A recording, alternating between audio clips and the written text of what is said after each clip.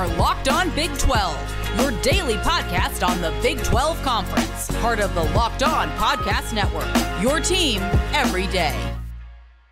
College athletics is headed for about a movie. The Great Split, Ross Dellinger writes. They need to recreate or relaunch the NCAA. So he has talked to athletic director Damon Evans. Maryland athletic director Damon Evans sat before a group of college athletic stakeholders inside a conference room at the Marriott Marquis, given credit, and said, you know what? The Great Split's coming. That here before too long, colleges will go away from the NCAA, decide to do things on their own, and start paying athletes on their own. Now, this comes off the heels of, and I know this has nothing to do with it, but the Big 12 has had conversations with Gonzaga, and apparently that thing is kicked back up. We already talked about the Washington State, the Oregon State thing, and the future of those two teams, where they fall in college football. And this would put everybody behind not just the punch, but it would bury them in college football. A TCU, done. A Houston, done. A Baylor, done. Maybe if you're like at Oklahoma State, a Texas Tech, you can try to scrounge up enough money to be involved in this, which would become a business. This is the NFL now. This is, hey, you're a college athlete, but the school is going to pay you to come play here. And for a few years, it will be those smaller schools playing in the NCAA still, which will basically be the NIT until the money just dries up. Can we think about this too? This is the direct quote from Evans. I do believe 5 years from now, we're talking very quickly, there's a great split here where the universities pay athletes. He said 5 years from now, we'll be at a point where we are sharing revenue with student athletes. Now, is that fair? That's the Rubicon. We have moved away from the age of, oh, your payment is in education. We give you a great education. You play a couple years of football for us, make us millions or billions of dollars, and you go away. Now it becomes, and this comes at a national level. Congress is meeting over this stuff right now, saying, should these athletes non-compete stuff? Yeah, because TCU just made $3 billion in media revenue from a college football playoff appearance. How many of those dollars did a Max Duggan see? How many of those dollars did these players see? And they're making Mr. Rich White Guy $3 billion over TCU. And that was always the real argument, right? And it kind of split that argument of paying players between what an NIL could do and this portion of it, just the revenue in general. Because it came out with the Ed O'Bannon had seen his player being used in a NCAA basketball game on a throwback team. And he said, well, I'm not getting any money for this. And so that's where it kind of starts, right? The jerseys and the likeness in the video games and all that. But really, the core argument was, look at the money these schools are making off these guys. Yeah. Like how much money, we're talking billions, that the University of Florida made off of Tim Tebow, right? Or Clemson off Deshaun Watson, or name your player. Even the biggest schools make hand over fist on the backs of these guys, and yet they still don't see any of it. Yeah, I like NIL and the compromise it brings about, because as we've seen, you can get paid pretty handsomely. Yes, in NIL. I mean, Quinn Ewers was over $1 million at Ohio State without taking a meaningful snap. You know, so I think you could do very well off it. But how long does that last? And how long does that last? For someone, especially, I think TCU is a great example, right? Because it's never going to be one of the big NIL schools. And that's fine in terms of competition on the field. That might not hold them back. But someone like Max Duggan last year, or Quentin Johnston, are saying, man, you know, I'm doing all right here. I'm doing okay.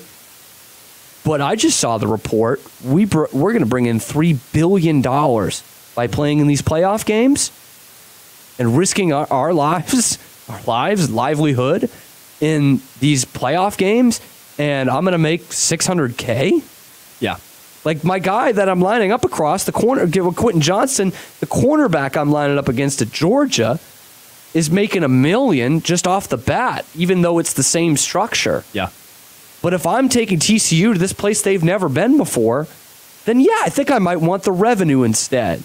This is going to take all autonomy out of what NIL is. That's the thing. Because it's almost going to make NIL useless. This may do what Dave Aranda mentioned, which was pay everybody evenly. How do you divvy it out if the school is doing a revenue sharing program? So true, and you're already doing it at the school level and the conference level. It becomes, if my school's revenue is $1 billion a year and your school's revenue is $17 billion a year, and I'm an athlete, obviously the revenue share is going to be so dramatic between those two schools that you would never touch the $1 billion school. You would never settle for a 17th, a 20th, a 50th of what somebody else is making when both of those schools have given you an offer. This buries a 17th, even a Texas Tech, an Oklahoma State, an Arizona, an Arizona State. Everybody in the Big 12, aside from maybe BYU, is going to be completely avalanched by this. Yeah, I think you start to see because you can't that there are a lot more Baylors out there. You can't compete with the SEC money, the Big Ten money. Yeah, I mean, would Mississippi State have to go out the door? Does the SEC 100%. Say, this school ain't going to make any money? This is Missouri. They're not going to make any money. Get them out of here, and then they're on the short end of the stick twice because they're one of those schools that can't compete with the financial structure, and they're kicked out of the only thing that would be able to make them compete in the financial structure. It's going to get, if this happens, which I wouldn't be surprised at all, it's going to be ugly, very ugly, and I mean, not to sound too dramatic, but it is the end of college sports as we know it. It's the end of the Big 12. It's the end of the SEC. It's the end of the Big 10. It's the end of the way the current conference structure is because, and this was what Kevin White has quoted, this Yahoo Sports from Ross Dellinger, former Duke and Notre Dame athletic director, says, futuristically, we need to recreate or relaunch the NCAA. We have a good leader in Charlie Baker who can do that. There's some modeling going on. So they're already talking about where do we go from here? What do we do? The models are being created. What might this look like? Yeah, because, you said it at the beginning. They're going to break away, and that's going to be very easy. And this is, he says, just create a new governing body. This is devastating. It is beyond devastating. It's nuclear. It takes what the current format is with the NCAA. The schools themselves are starting to look at around the room, 1984 style, and go, wait a second, why are we letting this guy control? What are we doing?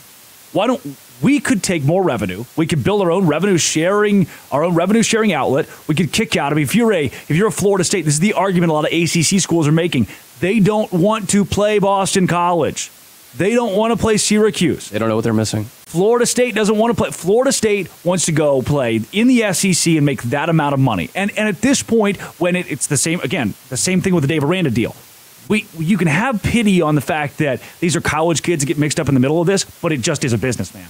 Yep. And these are the employees. When you separate college athlete and an employee, it makes it so much more complex. You've got to understand. These college athletes are employees. They are the ones making the $3 billion that TCU just got in media revenue. Why aren't they seeing a share of it? That's what some of these schools are starting to ask, and they're going to pull away from the NCAA or restructure the NCAA, restructure conferences to make this a level playing field for the big schools.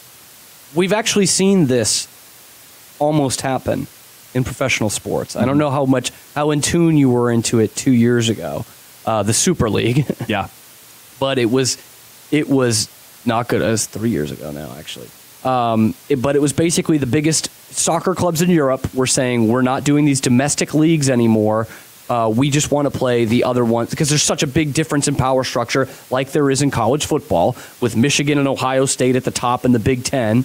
Well, that's Real Madrid and Barcelona in Spain because then it's 50 feet of crap. Mm-hmm. So they're like, we don't want to play these teams anymore. We want to maximize our revenue, not have any kind of sharing or anything, and just play the big boys all the time. And they were basically bullied out of it because they do like tradition, I guess. The English were saying, I want Liverpool to play Luton Town. I don't want them to play Bayern Munich every week. And so I don't know that I bring that up to say I don't know that happens in college football. Yeah.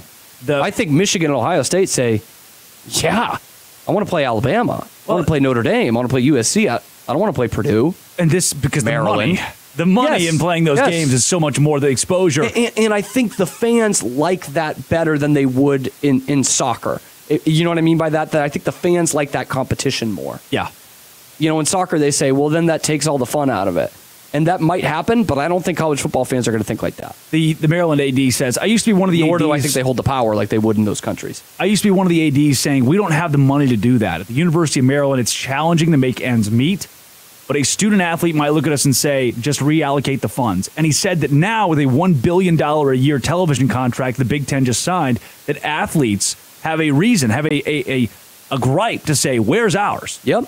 And they absolutely do. Of that $1 billion that you're giving to these coaches who are not as integral as the players sometimes. You know, you're right. Either your coach or your best 3 players, right?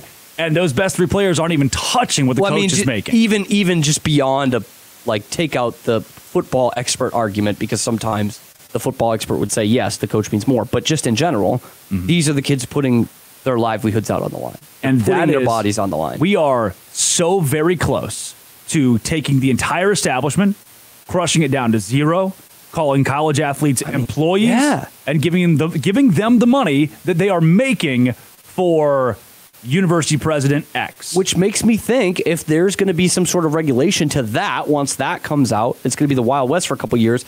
Your regulation then becomes free agency and salary caps. Yep.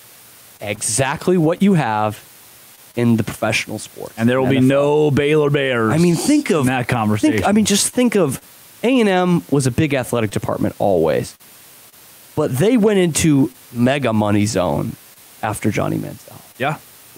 There's no way to quantify what 1 or 2 athletes can do for an athletic department in a university. At any level, from the A&M, which was already big, to the Baylor, which RG3 took them to the next level, or Boston College that you mentioned before, Doug Flutie took them to the next level. Those are little schools. Even the big ones like A&M could be raised even farther with having someone like that. Yeah. So yes, they are going to start asking for it, and it's going to be a scary, scary situation for the college football fan.